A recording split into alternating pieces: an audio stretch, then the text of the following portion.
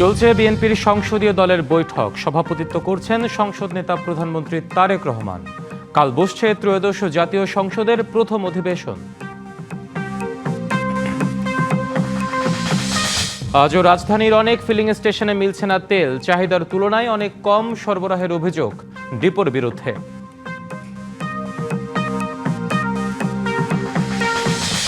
যুদ্ধে এবার মরিয়া ইরান, ছুড়ছে হাইপারসনিক ক্ষেপণাস্ত্র। ইসরায়েলে আঘাত হানছে গুচ্ছ বোমা।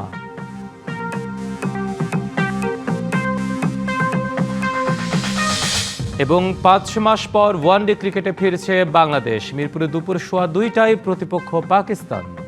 আগামীকাল বসছে ত্রয়োদশ জাতীয় সংসদের প্রথম অধিবেশন। এ উপলক্ষে জাতীয় সংসদ ভবনে চলছে সরকারি দল বিএনপির সংসদীয় দলের সভা।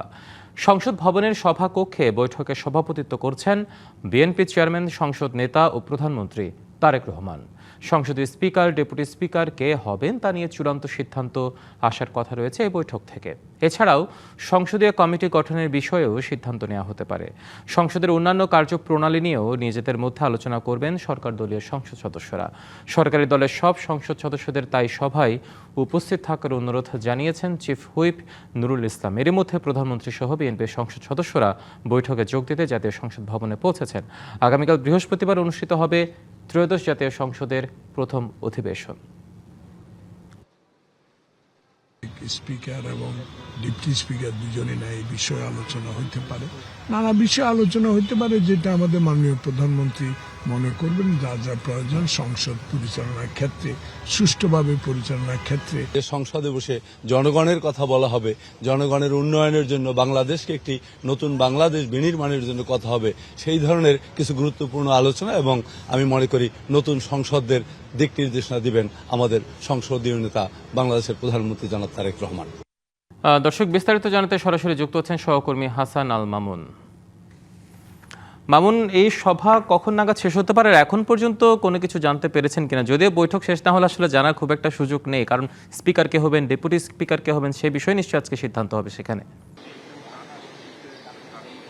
হ্যাঁ হিমাদ্রি, আপনাকে ধন্যবাদ। যেমনটি বলছিলেন, আসলে দীর্ঘ 1.5 বছর পর কিন্তু আগামীকাল শুরু হতে যাচ্ছে জাতীয় সংসদ।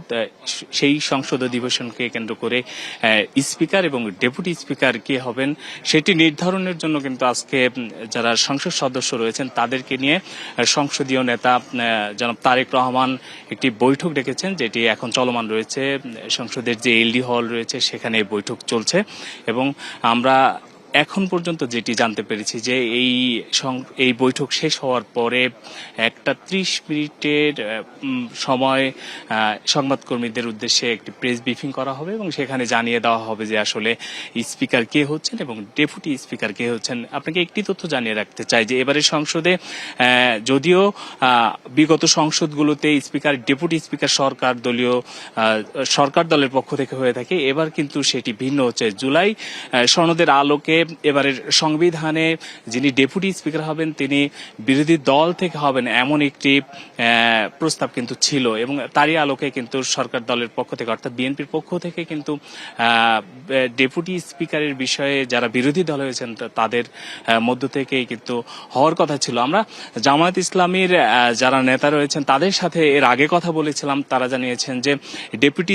স্পিকারের বিষয়ে তারা সিদ্ধান্ত এখনই দিচ্ছে না। তারা যে জুলাই সনদ রয়েছে, জুলাই সনদ বাস্তবায়নের ক্ষেত্রে বিএনপির যেই মতামত বা বিএনপির যে পক্ষ নেওয়ার যে বিষয়টি রয়েছে, যে বিএনপি এখানে পুরোপুরি স্বাক্ষর করে এটির বিষয়ে যতক্ষণ মত না দিবেন ততক্ষণ পর্যন্ত তারা ডেপুটি স্পিকারের বিষয়ে কোনো সিদ্ধান্ত দিবেন না বলে তারা জানিয়েছিলেন। তবে আজকে আমরা যেটি দেখতে পেরেছি, এখানে বিরোধী দল থেকেও কিন্তু বিরোধী দলের যারা সংসদ সদস্য রয়েছেন তারা কিন্তু বৈঠকে বসেছেন এবং তারাও একটি সিদ্ধান্ত জানাবেন ডেপুটি স্পিকারের বিষয়ে। তবে সব মিলিয়ে যদি বলি যে সরকারি দল, বিরোধী দল ও দুই পক্ষই কিন্তু এখানে বৈঠক করছেন এবং বৈঠক শেষে আসলে জানিয়ে দেওয়া সম্ভব হবে যে কে হচ্ছেন নতুন এই সংসদের স্পিকার এবং ডেপুটি স্পিকার। তো সংসদ ভবনের ভেতর থেকে এখন পর্যন্ত এই ছিল আমার কাছে সর্বশেষ। হিমাদ্রি। মামুন, ধন্যবাদ আপনাকে। মাদারীপুর সদরের নতুন মাদারীপুর গ্রামে ব্যবসায়ীকে কুপিয়ে হত্যা ও 27টি বাড়িতে আগুনের ঘটনায় এলাকায় থমথমে পরিস্থিতি বিরাজ করছে। আতঙ্কে পুরুষশূন্য হয়ে পড়েছে গ্রাম। নিরাপত্তায় মোতায়েন রয়েছে পুলিশ।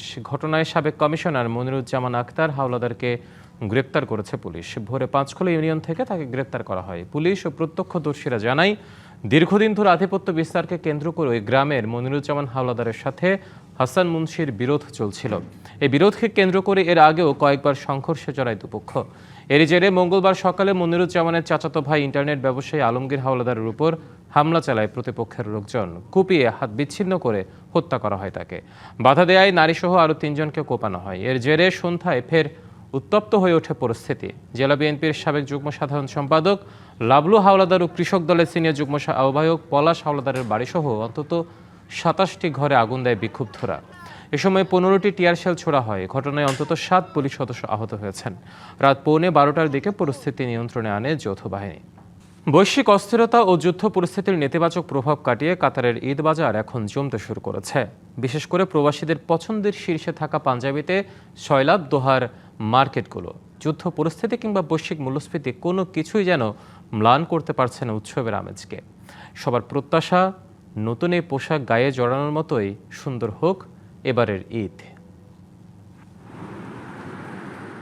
বৈশ্বিক যুদ্ধ পরিস্থিতি আর অস্থিরতায় যখন বিশ্ব অর্থনীতি টালমাটাল, তখন কাতার প্রবাসী বাংলাদেশিদের মাঝে ঈদের আনন্দ ছড়িয়ে দিতে প্রস্তুত দোহার মার্কেটগুলো। সব বাধা পেরিয়ে বিপণী বিতানগুলোতে এখন বাহারি পাঞ্জাবির জয় জয়কার। কাতারের রাজধানী দোহা সহ বিভিন্ন শহরে বাণিজ্যিক এলাকাগুলোতে এখন শুধুই নতুনত্বের ছোঁয়া। এবারের ঈদ কালেকশনে প্রাধান্য পেয়েছে আভিজাত্য ও আরাম। গরম আবহাওয়া বিবেচনায় সুতি, লিলেন ও সেমি সিল্কের ওপর গুরুত্ব দিয়েছে বিক্রেতারা। পণ্য পরিবহনের খরচ বাড়লেও মধ্যপ্রাচ্যের এই দেশটিতে উৎসবের রঙের কোনো কমতি নেই। সংকটের মেঘ সরিয়ে প্রবাসীরা এখন মেতেছেন ঈদ উদযাপনের শেষ মুহূর্তের প্রস্তুতিতে। আমরা 24 ঘন্টায় কাস্টমারের পাশে আছি। আপনারা দিনে বলেন, রাতে বলেন, আমরা এই সেবাটা দিচ্ছি এবং আমরা ডেলিভারির ব্যবস্থা পর্যন্ত করছি কাস্টমারের জন্য। শুধু তাই নয়, মার্কেট ব্যবসায়ীরা ঈদকে সামনে রেখে যারা দেশে যাবেন তাদের জন্য কেনাকাটার উপর বিশেষ মূল্য ছাড় দিচ্ছেন ব্যবসায়ীরা। ঈদের বাজার এবং ঈদে যারা দেশে যায়, আত্মীয় স্বজন এবং আপনজনদের জন্য যে বাজারগুলো নিয়ে যায়, এই বাজারের উপরে বিশেষ ছাড় আছে আমাদের এখানে। অন্যদিকে চলমান যুদ্ধ পরিস্থিতির মাঝে প্রবাসীদের ঈদের কেনাকাটা সহ নিত্য প্রয়োজনীয় জিনিসপত্র দোরগোড়ায় পৌঁছে দিতে ফ্রি হোম ডেলিভারিও দিচ্ছেন মার্কেট কর্মীরা। DBC news desk. নতুন নেতা পেয়ে যুদ্ধে মরিয়া হয়ে উঠেছে ইরান। ছুটছে হাইপারসোনিক ক্ষেপণাস্ত্র ও গুচ্ছ বোমা। হামলা চালিয়েছে সৌদি আরব, দুবাই, বাহরাইন ও আরব আমিরাতেও। কাউকে ছাড় দেওয়া হবে না বলে হুঁশিয়ারি দিয়েছে ইরানের বিপ্লবী গার্ড কর্পস IRGC। জবাবটাও আসছে জোরালোভাবে। হরমুজ প্রণালীতে মাইন স্থাপনকারী 16টি জাহাজ ধ্বংসের দাবি করেছে এদিকে যুক্তরাষ্ট্র।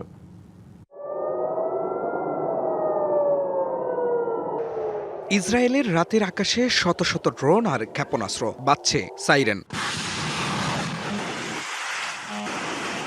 এর আগে ইসরায়েলের বিভিন্ন শহর ও মধ্যপ্রাচ্যে মার্কিন সামরিক স্থাপনা লক্ষ্য করে নতুন প্রজন্মের সুপার হেভি খুররামশা ক্ষেপণাস্ত্র ছুড়ে ইরানি বাহিনী। টানা 3 ঘন্টা ধরে কয়েক স্তরের সমন্বিত হামলা চলে ইসরায়েল জুড়ে। তেল আবিবের দক্ষিণে হায়লা স্যাটেলাইট যোগাযোগ কেন্দ্রে দ্বিতীয়বার হামলা চালানোর দাবিও IRGCর। এছাড়া বীর ইয়াকুব, পশ্চিম জেরুজালেম ও হাইফার বিভিন্ন সামরিক স্থাপনাকেও লক্ষ্যবস্তু করা হয়েছে। মধ্যপ্রাচ্যে মার্কিন বাহিনীর সদর দপ্তরে 4টি ক্ষেপণাস্ত্র হামলা চালানো হয়েছে। আরও ক্ষেপণাস্ত্র ছোড়ার হুমকিও দিয়েছে IRGC। জবাবে তেহরানে ব্যাপক বিমান হামলা চালিয়েছে তেল আবিব। সামাজিক যোগাযোগ মাধ্যম এক্সে দেশটির প্রতিরক্ষা বাহিনীর পক্ষে জানানো হয়েছে, ইরানি সশস্ত্র বাহিনীর অবকাঠামো লক্ষ্য করে বিমান হামলা চালানো হয়। তেহরানের একটি ব্যাংক ভবনও হামলার শিকার হয়। এদিকে লেবাননের দক্ষিণাঞ্চলীয় শহর জুওয়ায় ইসরায়েলি হামলায় শহরটির মেয়র ফাউজি ফাওয়াজ ও কাউন্সিল সদস্য আব্বাস বালবিকি সহ বেশ কয়েকজন হতাহত হন। অন্যদিকে হরমুজ প্রণালী দিয়ে মধ্যপ্রাচ্যের 1 ফোঁটা তেলও বের হবে না। তেহরানের এমন হুঁশিয়ারির পর যুক্তরাষ্ট্রের দাবি, হরমুজ প্রণালীর কাছে মাইন স্থাপনকারী ইরানের 16টি জাহাজ ধ্বংস করা হয়েছে। সামাজিক যোগাযোগ মাধ্যমে দেওয়া পোস্টে এমন দাবি করেন ট্রাম্পও। তবে এমন দাবি অস্বীকার করেছে তেহরান। ইরানের সঙ্গে 12 দিনের যুদ্ধে এখন পর্যন্ত প্রায় 150 মার্কিন সেনা হতাহত হয়েছে বলে জানিয়েছে বার্তা সংস্থা রয়টার্স।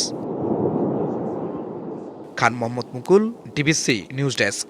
পাকিস্তানের সাথে ম্যাচ দিয়ে 5 মাস পর আজ ওয়ানডে ক্রিকেটে ফিরছে বাংলাদেশ। মিরপুর শেরেবাংলা ক্রিকেট স্টেডিয়ামে ম্যাচ শুরু হবে দুপুর 2:15টায়। মাঝে ট্রফি উন্মোচনে বৈচিত্র্য থাকলেও পুরনো রীতিতে উন্মোচিত হয়েছে বাংলাদেশ পাকিস্তান ওয়ানডে সিরিজের ট্রফি। বছরে 22টি ওডিআই ম্যাচের ব্যস্ত সূচি শুরু হচ্ছে পাকিস্তানের সাথে ম্যাচ দিয়ে। যদিও প্রিয় ফরম্যাট ওয়ানডেতে কিছুটা অস্বস্তিতে টাইগাররা। সবশেষ 5 সিরিজের 4টিতে হেরেছে বাংলাদেশ। 3 পেসার নিয়ে একাদশ সাজাবে বাংলাদেশ, যেখানে তাসকিন মুস্তাফিজের সঙ্গে হওয়ার দৌড়ে গিয়ে শরীফুল। অন্যদিকে তরুণ নির্ভর দল নিয়ে খেলবে শাহিন আফ্রিদিরা। সংবাদ এই ছিল এখনকার মতো। ডিবিসি নিউজের সংবাদগুলো পড়তে ভিজিট করুন dbcnews.tv আর ভিজিট করুন ডিবিসি নিউজের ফেসবুক পেজ এবং ইউটিউব চ্যানেল। সঙ্গে থাকুন।